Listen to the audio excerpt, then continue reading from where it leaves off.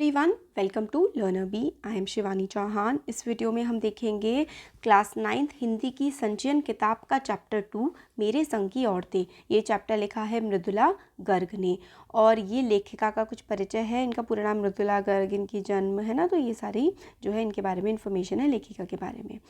अब जो चैप्टर है इसमें हमें बताया गया है, ये चैप्टर क्या है, आत्मकथात्मक है, यानी कि वो अपने बारे में जो लिखती हैं उसमें से एक पार्ट लिया गया है। ये चैप्टर में लेखिका अपने लाइफ में आने वाली विमेन के बारे में हमें बताती हैं।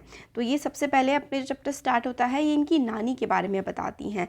लेखिका अपनी नानी के बारे में, लेखिका जो थी वो अपनी नानी से कभी मिली नहीं थी, मगर नानी के बारे में उन्होंने बहुत कुछ सुन रखा था। लेखिका की नानी अनपढ़, परंपरावादी, पर्दा प्रथा वाली महिला थी, मतलब पुराने ज़माने की, पढ़ी लिखी नहीं थी, पर्दा करती थी और परंपराओं को मानने वाली वो एक महिला थी। लेखिका के नाना तो शादी के बाद कैम्ब्रिज विश्वविद्यालय से बैरिस्टरी करने के लिए विलायत चले गए थे और वापस लौटकर शानो शौकत से रहने लगे। नानी ने अपनी पुत्री की शादी की जिम्मेदारी अपने पति के एक मित्र स्वतंत्रता सेनानी प्यारे लाल शर्मा को सौंप दी, क्योंकि वे अपनी बेटी की शादी आज़ादी के सिपाही से करवाना चाहती थी। तो जो लेखिका की नानी थी ना, वो अपने पति को तो मतलब देखती थी कि वो तो बड़े शानो शौकत में रहने वाला इंसान है, तो अपने पति के एक जो मित्र हैं वो स्वतंत्रता सेनानी थे, उनके पति के मित्र प्यारे लाल शर्मा, अपनी बेटी की शादी की जिम्मेदारी वो उनको ही सौंप करके गई थी। लेखिका की माँ की शादी तो एक स्वतंत्रता सेनानी से ही हुई। वे अब खादी की साड़ी पहना करती थी जो उनके लिए असहनीय थी। तो मतलब लेखिका की माँ की शादी जो है वो स्वतंत्रता सेनानी से हो गई, यानी कि लेखिका के जो पिता थे वो एक स्वतंत्रता सेनानी थे, फ्रीडम फाइटर थे। अब लेखिका की माँ को क्योंकि फ्रीडम फाइटर से उनकी शादी हो गई है तो खादी की साड़ी पहननी पड़ती थी। वे घर परिवार और बच्चों के खान पान आदि में ध्यान नहीं देती थी। वे कौन, लेखिका की जो माँ थी ना, उनको ज़्यादा कोई किसी से मतलब नहीं था, वो अपनी किताबों में ही डूबी रहती थी, वो घर पे बच्चों पे ज़्यादा ध्यान नहीं देती थी।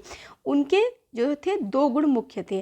पहला, उन्हें पुस्तकें पढ़ने का और संगीत सुनने का शौक था। दूसरा, कभी झूठ ना बोलना। तो जो लेखिका की माँ थी उन्हें पुस्तक पढ़ना बहुत पसंद था, संगीत सुनना बहुत पसंद था, और दूसरा वो कभी झूठ नहीं बोलती थी। तो दो मेनली लेखिका की माँ के जो थे ना मेन कैरेक्टर्स थे ना, वो कभी झूठ बोलती थी और उन्हें किताबें पढ़ने का और संगीत सुनने का बहुत शौक था। वे एक दूसरे की गोपनीय बात को किसी से भी साझा नहीं करती। इसके कारण घर वालों से उनको आदर मिलता था और बाहर वालों से दोस्ती।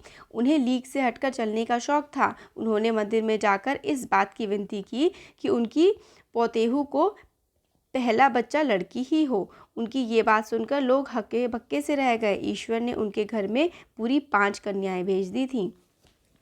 तो मतलब जो लेखिका की माँ थी वो अलग लीग से हटकर काम करने वाली औरत थी। जैसे कि लोग कहते हैं लड़का हो, मगर वो चाहती थी उनके घर में बेटी हो, तो लीग से हट करके काम करती। जैसे कि उन्हें पढ़ने का शौक़ था, उन्हें घर में काम काज का ज़्यादा शौक़ नहीं था, झूठ नहीं बोलती थी, कभी संगीत सुनती थी। तो वो काफ़ी अलग तरीके से हट के घर में भी इसी तरीके के काम करती थी। और बाहर जा कर के मंदिर में भी उन्होंने एक मतलब अपनी पोती की विनती करी कि भाई मेरे घर में लड़की आए।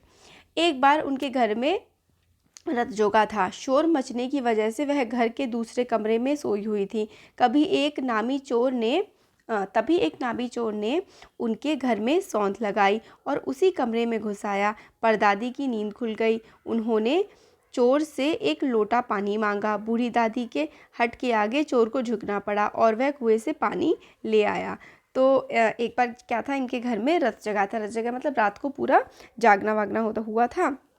तो तभी इनके घर में जो है एक चोर आ गया था। तो जो राइटर है, इनकी परदादी की नींद खुल गई और मतलब परदादी, जो चोर घुस के आया था ना, राइटर की जो परदादी थी, परदादी ने उस चोर से ही पानी मंगवाया, मतलब जिद पड़ गई कि तू मुझे पानी ला करके दे। परदादी ने आधा लोटा पानी खुद पिया और आधा लोटा पानी चोर को पिला दिया और कहा कि अब हम माँ बेटे हो गए, अब तुम चाहो तो चोरी करो या खेती करो। उनकी बात मानकर चोर चोरी छोड़कर खेती करने लगा। तो मतलब इनकी जो परदादी थी वो भी मतलब आप देखिए कितनी समझदार थी। चोर को उन्होंने चोरी के रास्ते से हटा करके एक अच्छे काम की तरफ को लगा दिया, मतलब एक माँ बेटे का रिश्ता बना करके। लेखिका की बहनों में भी कभी भी यह हीन भावना नहीं आई थी कि वे एक लड़की हैं। तो पहले इन्होंने अपनी नानी के बारे में, माँ के बारे में, अपनी परदादी के बारे में बताया, अब अपनी बहनों के बारे में बता रही हैं। इनकी बहनें भी कभी ये नहीं सोचती थी कि वो लड़की है, जिसकी पहले ज़माने में होता था ना कि एक हीन भावना, एक मतलब अपने अंदर कॉन्फिडेंस की कमी की हम लड़की हैं, तो इनकी बहनों के अंदर ऐसा नहीं था।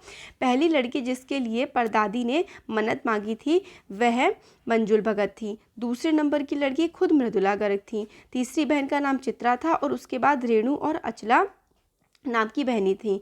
इन 5 बहनों के बाद एक भाई राजीव था।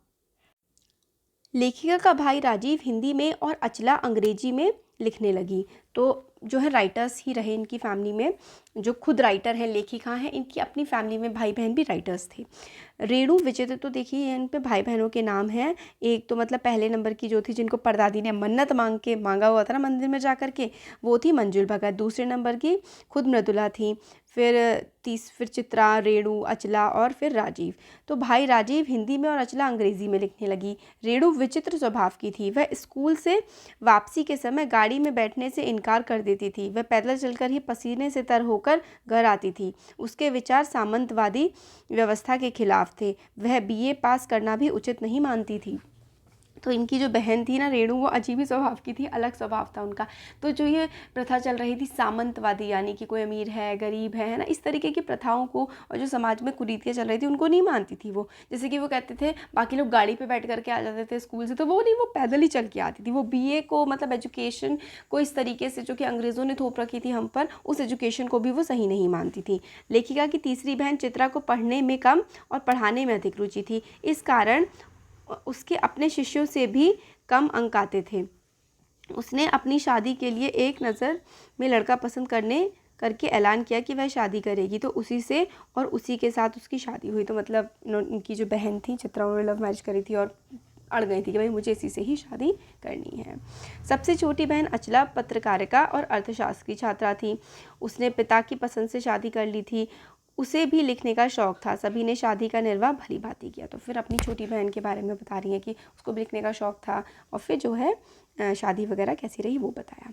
शादी के बाद लेखिका अपने पे आती हैं। शादी के बाद लेखिका बिहार के एक कस्बे डालमिया नगर में रहीं। इसके बाद मैसूर राज्य के बागलकोट कस्बे में रहीं। वहाँ उन्होंने औरतों के साथ कई नाटक भी किए। वहाँ लेखिका ने अपने बलबूते पर प्राइमरी स्कूल खोले। लेखिका ने दिखा दिया कि वे अपने प्रयासों में कभी असफल नहीं हो सकती। तो इन्होंने अपने दृढ़ निश्चय से इन्होंने स्कूल्स भी खुलवाए। अलग अलग जगह रही हैं शादी के बाद, वो बताती हैं। फिर उन्होंने स्कूल्स खुलवाए, ये भी हमें बताती हैं। परंतु लेखिका स्वयं को छोटी बहन रेणु से कमतर आंकती थी। वे एक घटना को स्मरण करते हुए लिखती हैं कि 1950 के अंतिम दौर में दिल्ली में 9 इंच तेज बारिश हुई। इस दिन रेणु के स्कूल की बस नहीं आई, हर तरफ पानी भर गया। तो वे अपनी एक बहन के बारे में बताती हैं, छोटी बहन रेणु के बारे में, कि 1950 के टाइम पर दिल्ली में बहुत बारिश हुई, स्कूल की बस नहीं आई क्योंकि हर तरफ पानी भरा हुआ था। सबने कहा स्कूल बंद होगा अतः वह स्कूल ना जाए, किंतु वो नहीं मानी। सबने कहा स्कूल भाई बंद ही होगा, स्कूल मत जाओ, मगर वो नहीं मानी। अपनी धुन की पक्की वह 2 मील पैदल चलकर स्कूल गई और स्कूल बंद होने पर वापस लौट कर आ गई। देखा स्कूल बंद है तो वापस आई, मतलब किसी के कहने से वो रुकी नहीं। लेखिका मानती हैं कि अपनी धुन में मंजिल की ओर चलते जाने का और अकेलेपन का कुछ और ही मज़ा है। तो मतलब लेखिका कहते हैं कि अपने मन की करना और अपनी धुन में आगे बढ़ते चले जाना, इसका मज़ा ही कुछ और होता है। तो ये हमने इस चैप्टर की समरी देखी। इसकी कुछ डिफ़िकल्ट वर्ड जैसे कि मर्म जो होता है तात्पर्य या फिर रहस्य, सीक्रेट होता है। पर्दानशी मतलब वही जो पर्दा करती हैं वो औरतें। इजहार मतलब अपने मन की बात कहना। अभिभूत वश में कर लेना।